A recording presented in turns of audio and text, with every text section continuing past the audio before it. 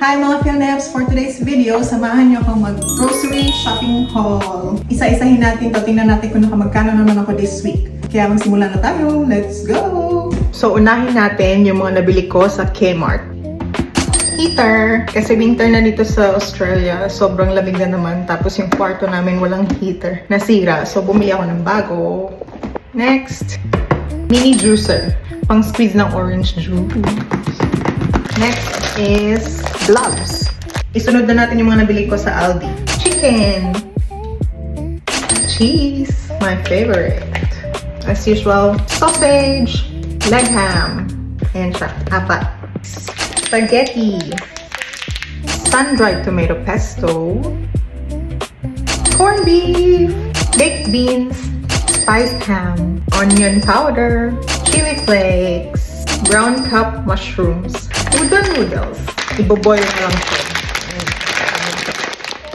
Kita niyo ba? Ready-made milk kit. Meron tayong Indian butter chicken and Indian korma curry. Ready-made na siya mga Philneps, so madali lang siyang iluto. And yung mga orange natin, dami yan. Ito yung pang orange juice, yung isa-squeeze ko. Tapos ito yung pinipeel na orange. Next naman, ito yung mga nabili ko sa Coles Supermarket. Ajax, disinfectant, chicken salt. Ang sarap ng mga Philneps kapag halimbawa nagluto kayo ng french fries. Tapos ito yung ipang lalagay yung salt.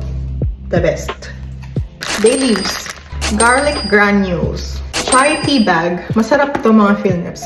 Favorite to ng asawa ko. Peppermint tea. Para naman to sa akin kasi favorite ko yung peppermint tea sa morning. Full cream milk, hash browns, cooking oil, canola oil. Okay, last but not the least mga Philneps, ito yung mga nabili ko sa Veggie Leaf Shop. Lentils, cinnamon sticks, favorite chips ng asawa ko. Kurkure, Nepali chips to mga Philneps. Bananas, cherry tomatoes, garlic, bok choy, kai choy. Lagi ko nakakalimutan yung pangalan nito.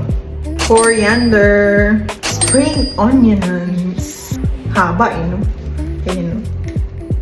Tomatoes, basmati rice.